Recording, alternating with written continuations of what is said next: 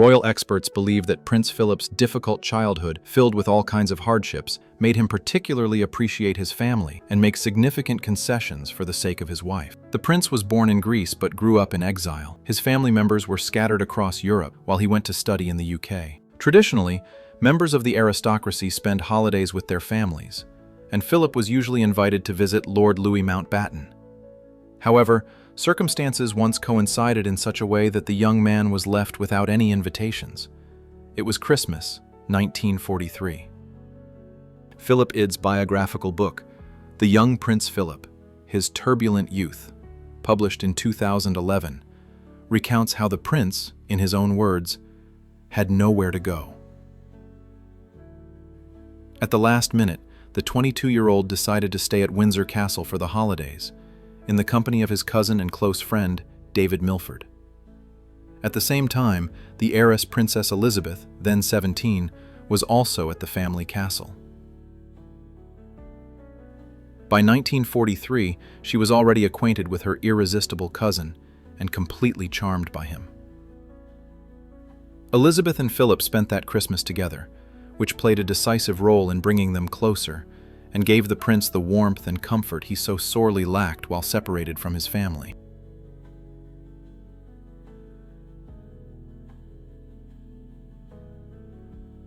The prince wrote a thank you letter to his cousin's parents, King George VI and Queen Elizabeth, expressing his hope that his enthusiasm had not been over the top. He also said that Windsor was now one of his favorite places, explaining, "This may give you some idea of how much I appreciate the few days you were kind enough to allow me to spend with you." As a result, Philip made several visits to Windsor over the next few months. After another stay, he sent the royal family another thank you letter, in which he wrote, "The simple enjoyment of family entertainment and other pleasant things is something I can share with you. I'm afraid I can't find the right words to describe everything I feel, and I certainly can't show you how grateful I am." According to Ida, these letters show that the prince finally managed to at least partially restore what he had been deprived of for many years. In turn, the governess of Crown Princess Marion Crawford later recalled, "In Elizabeth, there was a spark that none of us had ever seen before." Many people noticed it. Philip and the future queen, who were already corresponding, clearly grew closer, and in 1947, their infatuation culminated in an engagement and a wedding celebrated by the whole of Britain. However, the couple did have to overcome some obstacles on their way to the altar.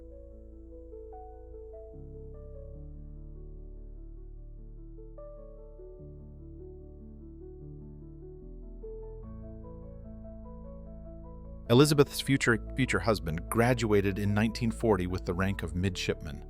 In order to join the British Navy, he was forced to renounce all his titles and become Prince Mountbatten.